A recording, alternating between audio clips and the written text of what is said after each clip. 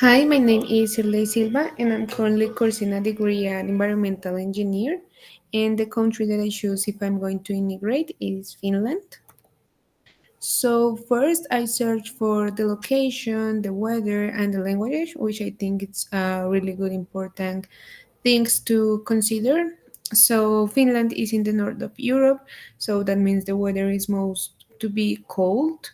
Even in summer, it's not that hot summer compared to Italy or Spain, and for me that's really good.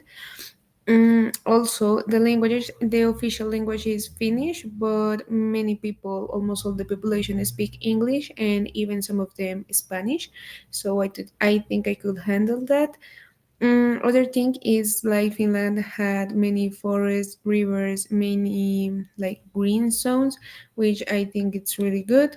And they take a really good care of the environment. They set a lot of goals. One of them is neutral carbon by 2035. That means that all the emissions that they produce are going to be captured by the forest or some kind of machine, and that way the emissions don't go to the atmosphere. They have many laws talking about natural protection, and if you break one of them, you have to do a payment that could be with money or you have to do some community service. Also, they have a really good environmental quality. Is the country with the best air quality and also had a good water quality, so it's really good. And when they talk about environmental quality, also talk about the education for the children, teach them that it's really important to take care of the environment and all the reasons, and we can see an improvement in that way. Talking about the jobs, I think if I going to be in Finland, I could work even in water treatment, or I don't know, to improve the use of the water or recycling water or stuff like that, and maybe try to uh, discover some kind of new treatment.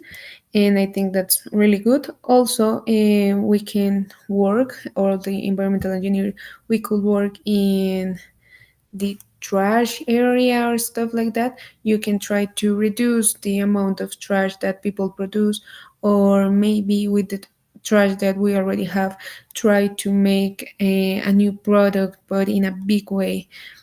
Or maybe you can change the packages of some things so we don't have that trash, so we can help in that way. The numbers that we see on top are the salary. The approximation of the salary could be per year, and I don't know, if I do a master degree or something like that, the salary could improve. Talking about the celebrations or traditions there, they had like a festival called Papu, and they celebrate the work day. We also had that in Colombia. We don't celebrate it, and everyone go to the street, and it's decorated with balloons and stuff like that. And everyone use that white hat, which are the hat that they use at the graduation.